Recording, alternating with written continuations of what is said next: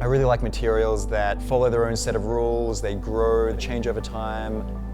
Imperfections, things that would be considered an industrial mistake. I love that mistake. I just get so much satisfaction and enjoyment from trying out new ideas, experimentation. I have a furniture studio called Furnished Forever, then I have my more sculptural or visual arts, woodworking, textiles, gold and silversmithing, ceramics.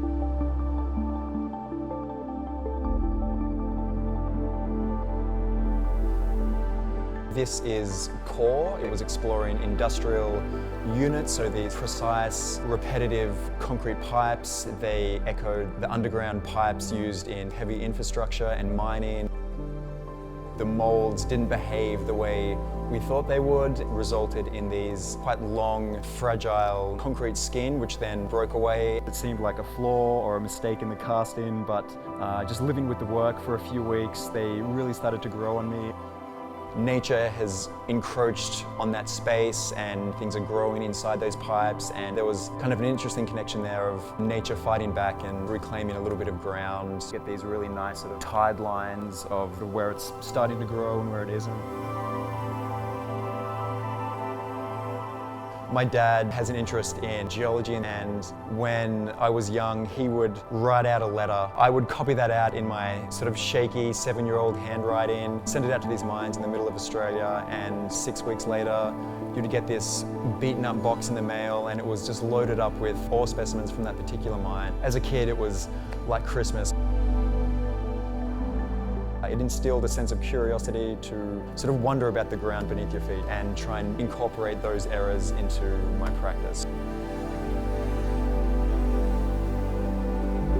Baked into mining are inherent problems. You know, there's destruction of sacred sites, environmental destruction. It's sort of interesting to think that we need a lot of key minerals if we're going to shift to a carbon neutral future, but some of that damage is like a necessary evil if we have to undo some of the damage that we've already done to the planet. I've got quite a strong interest in copper at the moment, and at this point it's electroplating and breaking down that metal and growing it again as these sort of lumpy, coral-like geologic structures. This was submerged into a tank with an electrical current running through it. Copper would dissolve from one side of the tank, swim through the solution and stick to this part. And then with a bit more play and manipulation, you can get it to this point where the growth is much more durable, it's smoother, it's shinier. Rewilding that metal back into something of its former life. I think there's some interesting lines of inquiry to unpack there. I really want to make work that people will look at and they just have no idea how it came into being, which really excites me. I was very fortunate to have exhibited work at the inaugural show and the HOTA opening, Solid Gold.